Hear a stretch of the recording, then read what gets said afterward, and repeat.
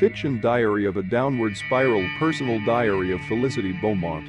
March 21st. Dear Diary, oh God, I haven't done something like this since I was a little girl. It just sounds so silly coming from me now.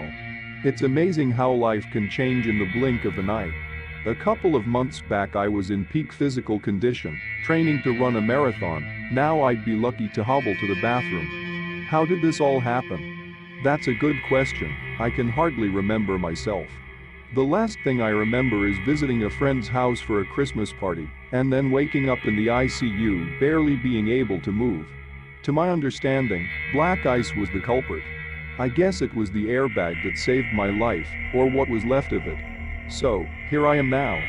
The doctors recommended that I start writing things down. They say it will help me better keep my emotions in check, and maybe even jog my memory. Jog my memory? Maybe I should choose my words a little more carefully. Everyone always tells me how lucky I am to be alive, but you know what, that's bullshit. I'm supposed to tell the truth here, if only here. Anyone who thinks we are lucky just for existing is too stupid to understand that there are worse things than dying. I haven't slept well for fucking months now. The funny thing about tossing and turning is that you don't start to appreciate it until you can't do it anymore. And I keep hearing voices coming from upstairs. When I finally do get to sleep, I am haunted by hellish nightmares of the accident. It's the same horrifying images played on loop each time, my body being meshed and compressed along with the cold hard steel from the car, my body and it forming some kind of demented sandwich. Every morning, I wake up and spend a good minute or so trying to force myself out of bed, eager to pour myself a cup of coffee and take on the day. The sight of my bed sores and the agonizing pain that comes with them snap me back to reality quick. Okay, enough negativity for today. I have to remember what the psychologist said, try your best to focus on the positive. I hate to break it to your doc, but once you've been run off the road going 70 miles an hour, the rose-tinted spectacles you've been wearing your entire life tend to turn to shit. Here I am now, laying in a hospital bed set up in my family room. I can't even go upstairs to my bed. And with the string of burglaries that's been going on lately, anyone could get in here in the middle of the night, and I'd be completely helpless. My husband Jack said he'll take care of it though and make sure nothing happens to me. At the very least, I guess I do have him to be thankful for. I'll tell you what, if it wasn't for him, I don't know what I would have done. The poor thing was in the passenger seat that night. He had too much to drink that night and was riding shotgun. I've seen pictures of what's left of the car and believe me when I tell you that that side took the brunt on it. The luck on my hubby though, other than some bumps and bruises, he'll be back to his old self in no time. Even though he wasn't driving, I think he still feels a little guilty about what happened. He has to work a lot, but he made sure to get me the most expensive caretaker he could find to watch over me when he cannot be there. She seems great, I'll give her that, but for the money, I would think she would have a slightly better attendance record. What was her name again? Alexa something or other. My mind is drawing a blank right now. Although, the doctors won't admit it. I think this medicine is fucking with my head, it always has. But what can I do? I gotta take it. Asthma in a bedridden patient is a big no-no. The last thing I need is to catch pneumonia. Thank goodness for Jack and Alexa, they make sure that I never miss a dose. Well, I think that's enough for now. I'm kinda tired. Hopefully, I won't need this hospital bed much longer. I miss going upstairs and sleeping next to the Jack. It's too bad this damn hospital bed was only built for one. March 28th. Dear Diary. No, you know what, dear God, I wish I was dead. Why couldn't he just kill me and be done with it?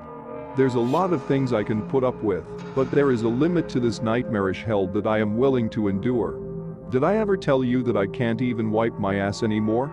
A nurse or no nurse, I don't care if you have a whole squad of caretakers on standby, words cannot even begin to describe how much that hurts your pride. But wait, there's more. I had a little accident today. Alexa sat me up on the toilet today to do my business. Everything was going okay until the telephone started to ring. I don't know what possessed her to do this, but she left me in there alone while she ran to go get it. I wound up falling at a weird angle and banging my face against a sink. Now I look like I went 15 rounds with Mike Tyson. The three of us had a talk about it when Jack got home from work. It turns out she was under orders from him to make sure the phone got answered. I guess he was expecting an important phone call. I'm glad to know Jack's job takes precedence over me. It's nice to know where I stand.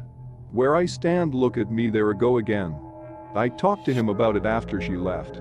He apologized profusely and promised that from now on, Alexa is to under no circumstances talk on the phone while I am in her care. That was all I got, and I'm sorry, and an assurance that it wouldn't happen again. My head was killing me, and he didn't even offer to massage my neck or anything. He told me he would have his Amazon Echo to remind him to pick up some cream for my eye. I don't think Jack realizes that I can still remember where he keeps his gun. He's lucky I cannot get up out of this bed for myself. This room could use some redecorating, and I think my brains would be the perfect shade of red. I'm no gun expert, but I did take a photography class in high school. The general idea is the same, you just point and shoot. April 20th. Dear Dia, you know what? Forget it, that's too childish. Down to business. I'm sorry it has been so long since I've last written. I promised the doctor I'd try to maintain a more consistent schedule. It has all been for good reason though, I assure you. I'm sorry about my last post. I was in a very dark place, but I've had some good long sessions with my psychologist, and after a swift medication change, I think it will be okay. Plus, where my future once seemed bleak and uncertain, I now have a glimmer of hope. I've been working extra hard, both at physical therapy and back at home here with Alexa. I'm proud to report that some of my movement has started to come back. I am now able to hoist myself up in bed and sit up for a little bit. The doctors were very pleased with me. They say if I keep this up I might even be able to walk again. Granted, it would most likely be with a cane, and I wouldn't be running a marathon anything soon, but it would be so nice to be able to walk upstairs again, to get to sleep in my bed again. Unfortunately, that's where the good news stops. I wish Jack would have been more excited. He barely said 2 words on the ride home. He was too preoccupied with his damn phone. It must have taken us 20 extra minutes to get home. We hit every goddamn red light on the way. If he wasn't checking a text, he was yelling into that stupid thing, Siri, do this? Siri, remind me about that. Talk to me, you son of a bitch. I might have banged my head a little in the accident, but I'm not an idiot. I am your wife. Let me help you. Take your eyes off the phone and talk to me. At least tell me who you're texting, that'd be something to talk about. But no, he's been so secretive lately, and I can't stand it. Ever since the accident he's been this way. He says he loves me, but his heart just isn't in it. At first, I was grateful he got Alexa to help me out, but now I'm starting to think it was just more convenient for him to pay someone, rather than deal with me himself. I don't know. I guess I'm done, for now. I'm exhausted, those damn voices won't let up. April 27th. I haven't been sleeping well lately. Remember about the voices I was hearing? I feel like they're getting louder. I didn't get to sleep until around 5 a.m. this time. Jack keeps saying he doesn't hear anything. I don't know, he can't. I swear they must be coming right from our room. He keeps telling me that I'm just dreaming about it, but I can tell the difference between dreams and reality. I am only having one dream, and it's still the nightmare of the accident. These voices are all too real. One of these days, I'll be strong enough to get out of this bed, and I'm gonna confront them. I know that I am not crazy. Alexa didn't show up today. According to Jack, she wasn't feeling well. So, it was just the two of us today. I must admit, today he did seem to be a bit more attentive than normal. We had a halfway pleasant day. Even though I was pretty tired, he managed to take my mind off it. He picked just like he did when he carried me through the door when we first bought the house, and he placed me into the passenger seat of his convertible. We had a pleasant drive in the country, and for dinner, he took me where we had our first date. He apologized for being so tied up with work lately, and presented me with a bottle perfume, both as a gift for doing so well with my therapy, and an apology. The bottle was partially empty, but I didn't care. This stuff isn't easy to find anymore. He said he got it at a garage sale. He knows how much I love the old-fashioned stuff. At least he was thinking of me. I was so excited I could hardly contain myself. I think that's enough for now. It's nice not being able to sleep from excitement. I never thought I would feel this way again. April 28th. God damn it. Son of a bitch. I can't believe it. Does he think I'm some kind of an idiot or something? I refuse to put up with this. Alexa came back to work today. She smelled familiar. I cannot believe that I didn't notice this before. That bitch was wearing perfume. The same kind that Jack claimed he found for me. He looked hard alright. I can't believe I didn't see it before.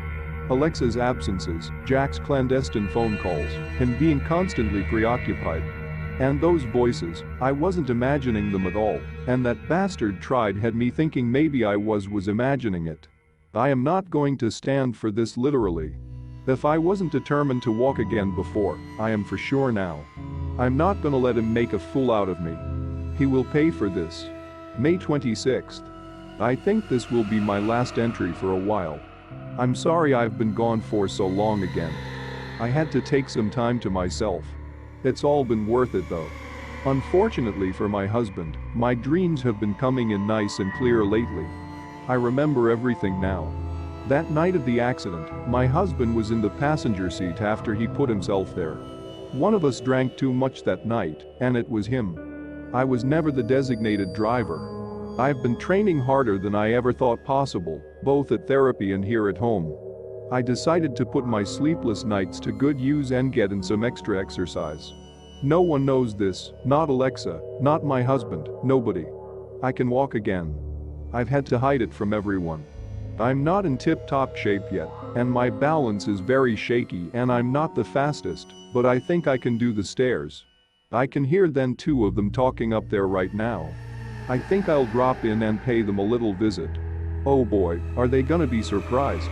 I found where Jack moved his gun. I guess he isn't as good at hiding things as he is. It's time to end this. I hope he burns in hell for what he did to me. To whoever reads this first, my doctor, the authorities, I'm sorry, but this was the only way. The following day. This is a Channel 7 News Special Bulletin. We begin tonight with the tragic story of a domestic abuse situation turned deadly. 32-year-old Felicity Beaumont was found dead late yesterday afternoon after her caretaker arrived late for a shift to find her lying motionless at the bottom of the stairs, clutching a 9mm pistol in her hand. Her husband, 34-year-old Jack Beaumont, was found clinging to life in the couple's bedroom after suffering a severe gunshot wound to the chest. When he was discovered, he could still be heard muttering into his Amazon Echo saying "Alexa, dial 911. Authorities believe Ms. Beaumont to have been brandishing the firearm when she slipped down the stairs, causing her to break her neck. Thanks for watching. If you enjoyed the video, hit that like button to support my work. And as always, enjoy the fear, my dear.